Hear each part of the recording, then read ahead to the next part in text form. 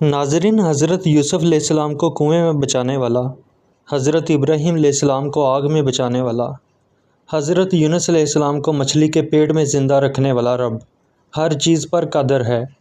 زندگی اور موت اسی کے ہاتھ میں ہے۔ وہ جسے چاہے موت دے دے اور جسے چاہے زندگی بخش دے۔ ناظرین، سیلاب 2025 کی تباہ کاریاں جاری ہیں۔ سینکڑوں لوگ اپنا گھر بار، مال مویشی کھو بیٹھے ہیں۔ کئی جانیں جا چکی ہیں۔ کئی لوگ پلک جھپکتے سیلاب کی زد میں آ گئے تو کئی لوگ موت کے منہ سے واپس آ گئے۔ اسی سیلاب کے دوران قدرت نے بہت سے کرشمے بھی دکھائے۔ جن کو مالک نے بچانا تھا ان کو تند و تیز موجوں سے بھی بچا لیا۔ ناظرین، ایسی ہی ایک ویڈیو دیکھیے۔